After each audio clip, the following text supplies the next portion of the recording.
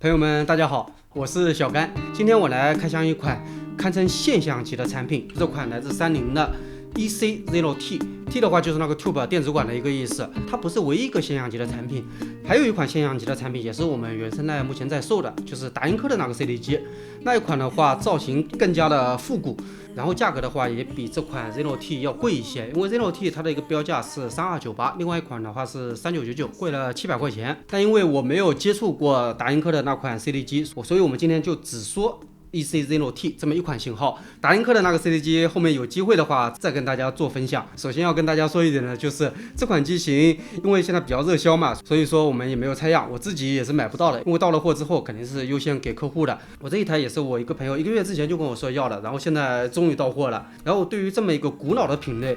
为什么能够成为现象级的一个产品，我比较有兴趣，所以我就跟我这位朋友说，能不能我先拆开看看这个东西到底怎么样。我朋友说没问题，收据还在这了啊，今天刚买的。所以这一期的话，这一台机型其实不是我们的，而是我朋友的，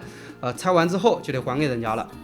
所以我们长话短说，首先就是 CD 机这个品类啊，其实它不是一个新鲜的概念了。上世纪80、90年代就经历过一段全盛时期，比如说像索尼啊、松下啊，对吧？这个如果说您玩古董机的话，肯定都是有所耳闻的。这其中诞生了大量的精品机型，比如说像 XP7 啊、索尼 D50啊、D100啊等等，很多经典的型号的。但是在2000年之后，这些产品都归于沉静了。在索尼发布的 N120之后 ，CD 机这个品类就很少说哪个品牌再去出一款新款。一直到我印象里面啊，大概是2年前吧，有一个小的爆发，比如说像水月雨啊、赛灵思啊，还有我们今天讲的三菱，在那个时候都出了一些小型化的这种 CD 机。但是如果说您看过我之前开箱那个 EC Mini 的视频的话，想必您还有所印象，因为我对于那一台机型的外形啊，还有最重要的声音方面，我认为都不能够达到我的一个理想标准。而一直到了这个 EC0T 之后，我认为这一次的国产 CD 机终于能够在设计方面能够达到80、90年代的那种设计感了。然后音质方面也玩出了一些花样。这一次的三菱 0T 它是采用了 R2R 的一个解码结构，24比特精度的，然后再加上电子管，也就是双6481，分别在解码还有放大这2个非常重要的领域做出了一个比较大的进步。这也是为什么我对这款机型如此好奇的一个原因。其实这些年来啊，就大家接触数字应援接触多了之后，人们常说潮流是一个轮回，这一点其实我挺认同的。因为黑胶很长一段时间之内几乎都无人提起，但是大概在18、19年的时候，黑胶是迎来了一个复兴，一直到现在啊，黑胶还是很火热。然后终于是轮到今天的这个主角 CD 机这一块了。不过我也意识到一点，就是目前 CD 领域啊，就是我们国产的所有品牌都在做这种便携机，没有说做那个台式 CD 机的。我相信还是因为这种形态的产品更容易被大众所接受，所以说大家都在做这种形态的机器。好了，感谢大家听我唠叨了这么久，接下来我们来开。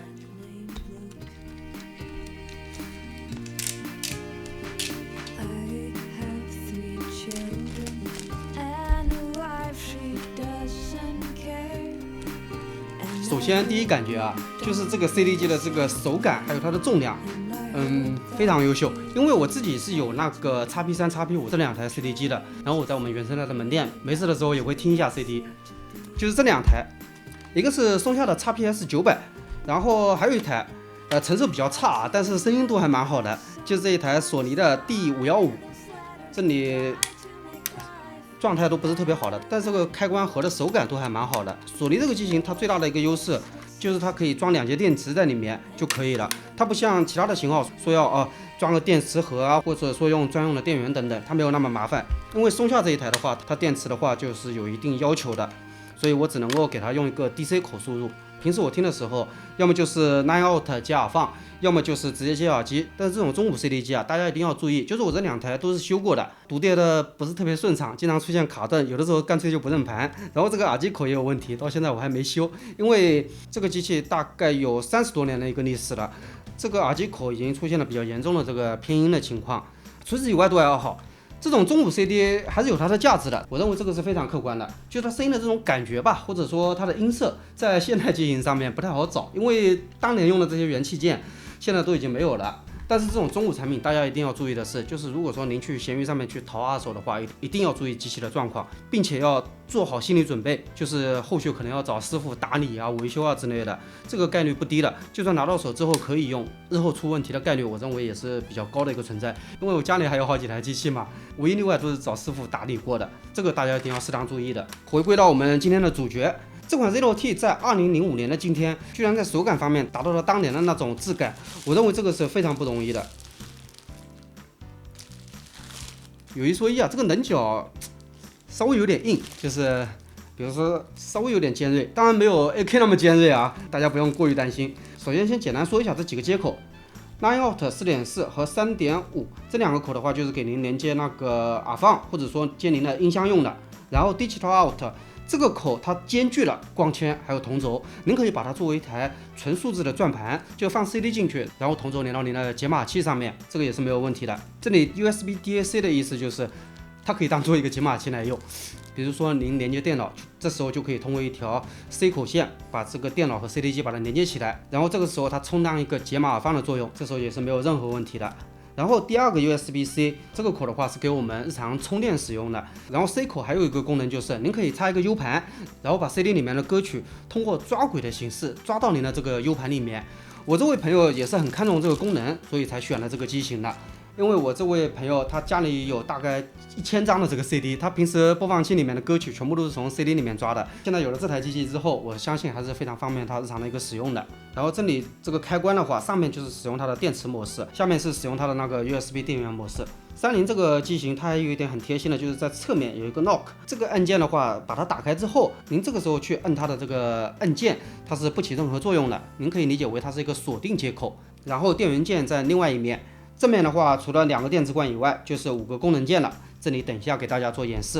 然后前面的话是 4.4 耳机口，还有 3.5 耳机口。4.4 耳机口的输出功率相当夸张，它在32伏负载下面有 1.2 瓦，也就是1200毫瓦的一个输出功率，这个是非常吓人的。基本上驱动我们日常的这个耳塞，或者说大部分的头戴吧，我相信应该没有太大的压力。然后这里这个音量，我来感受一下。它这个阻尼如果说再紧一点点就好了，然后它在滑动的时候，大家可以看到滑动的时候这个屏幕是有这个指示的，但这个手感我客观讲啊，不能算优秀吧？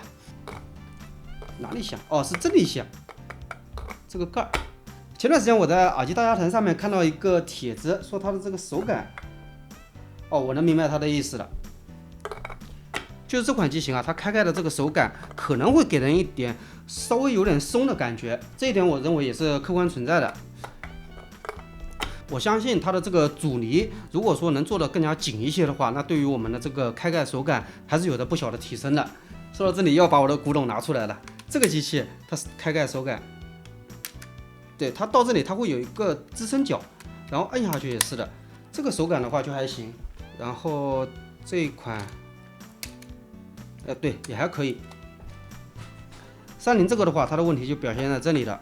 对，大家一看就明白了，它这里缺少2个支撑脚，所以说这个手感会稍微有一点点晃。不过我也看了那位大哥的那个帖子嘛，他说打印科的那个 CD 机就不是1只手能开的了，要2只手，算是2个极端。所以这方面我认为我们国内的这个工业设计未来还可以再提升一下。大概机身设计方面，我能挑出来的2个槽点，一个是开盖的这个手感，第二个就是音量调节的这个阻尼了。其他方面我认为都挺好的，尤其是在外观方面。这个外观不瞒大家说啊，我甚至于觉得这可能不是三菱设计的，因为它和三菱之前的那个设计语言差的蛮多的。简单来说，就是三菱之前的设计，我认为啊，就是只能打个及格吧。但是这一次的话，如果说满分100，在外形语言设计这一块打个85分，应该没有太大的问题的。然后这一次在功能方面，我意识到它少了一个接口，就是之前 EC Mini 的那个 TF 卡插槽。之前 EC Mini 我因为买过嘛，但是用了没多久就把它出掉了，就是因为那个机器除了声音不怎么行以外，它还有一些莫名其妙的功能。我一个 CD 机，我能插卡当播放器，我要这功能干嘛使呢？对不对？而且关键问题是你出来的声音效果也不好啊。我个人看待器材有的时候是比较传统的，就是我认为一个 CD 机，那它的功能应该专注于 CD 播放，而不是其他。你如果说 CD 播放这个核心功能都没有做好的话，那么其他的我认为也谈不上的。这也是为什么三菱这一次在 Zero T 这款机型上面做了减法的一个原因，就是他们砍掉了一些没有必要的功能，回归到了一台 CD 机最核心的这个价值上面。有一点很重要的就是他们这一次把这个避震号称是解决掉了，等一下我们来测试一下。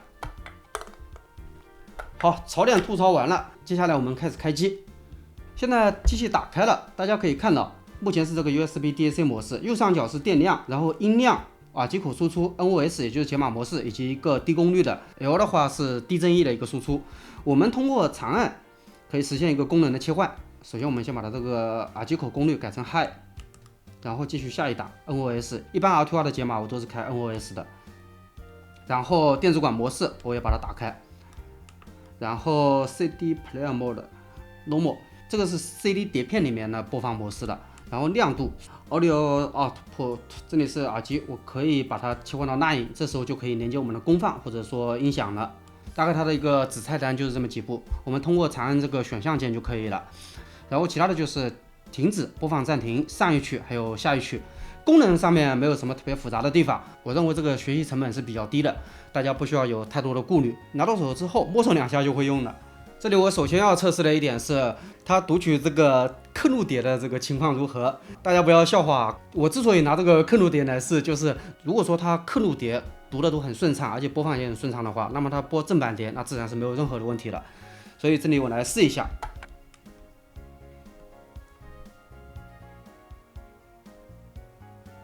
速度不能算特别快，但是大家看到它现在已经在转了，一共是15首。测试一下它便携状态之下，看看它到底会不会出现卡顿啊，或者说不读碟的一个情况。这里我拿一个开放式的耳机，就拿这个战损橙色的这个 T12 带来给大家试一下。我先简单听一耳朵，看看它推这个600欧到底有多强。因为一个 CD 机，如果说它声音不行，那你做的再漂亮，那我认为这时候也是很大的一个减分项目的。听响。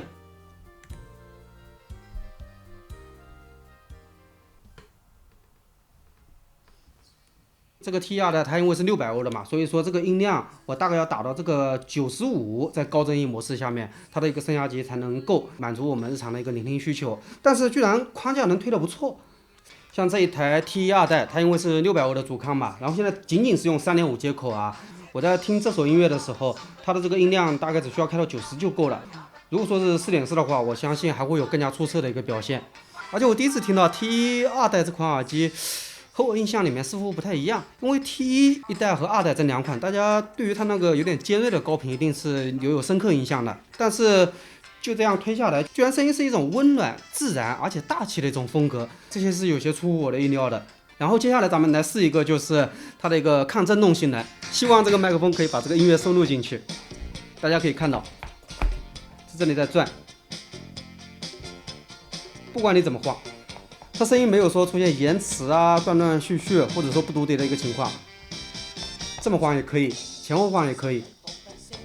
我相信大家在日常使用的时候，应该不会出现像我这么剧烈的一个震动幅度的。不管说您是在家里啊，或者说出门散步的时候戴上，它应该都不会说给您的这个听音体验造成什么困扰的。可以看到它不会说产生任何的问题。大家给我一些时间，我对于这款机器之所以成为爆品，心中已经有了一些答案了。我再去拿一根4.4平衡线上来接上听听看。因为4.4的这个高功率啊，输出的还是比较夸张的，所以我认为有必要试一下。还用这个 T2 代。